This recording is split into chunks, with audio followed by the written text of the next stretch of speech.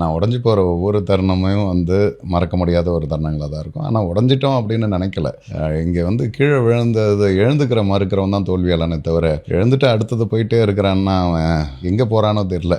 ஆனால் எழுந்துட்டாலே அவன் வெற்றியாளன் தான். அதுபோல் நான் தளர்ந்து போன சமயம், நான் உடஞ்சி போன சமயமெல்லாம் 1 2 பின் பாயிண்ட் பண்ணிலாம் சொல்ல முடியாது. நிறைய இருக்குது. ஓகே, ஸோ அது பிஸ்னஸ் தோல்வியாக இருக்கலாம், இல்லை ஒரு லவ்வாக இருக்கலாம், இல்லை வாட் எவர் இட் இஸ்.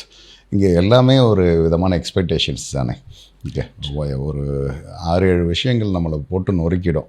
ஒரு ரிலேஷன்ஷிப் நம்ம கூட பழகிட்டு விட்டுட்டு போனால், பயங்கரமான ஒரு கடன் ஆகிடுச்சுன்னா, ஓகே, தாங்க முடியாத ஒரு கெட்ட பேர், கேவலமான ஒரு அவமானங்கள் இருந்தால், இல்லை இதுதான் வாழ்க்கை அப்படின்ட்டு ஒரு பெரிய நம்பிக்கை இருந்துட்டு அந்த நம்பிக்கையில் ஒரு துரோகம் நடந்தால், இல்லை நம்மளுக்கு ஒரு மிகப்பெரிய ஒரு ஃபெயிலியர். ஓகே, ஸோ அந்த ஃபெயிலியர் வந்து நம்மளால் we can't even express how we are feeling that. இதை வந்து பெரும்பாலமாக உடையிறது வந்து உறவுகளில் தான். யாரோ ஒருத்தர் நமக்கு இருப்பாங்க அப்படின்னு நம்புகிறோம் இல்லையா, அந்த நம்பிக்கை துரோகங்களாக மாறும்போது, அந்த நம்பிக்கை நம்மளுக்கு வந்து ஒரு பெரிய பிட்ரேலாக மாறும்போது, நம்மளால் அதை we can console our self even.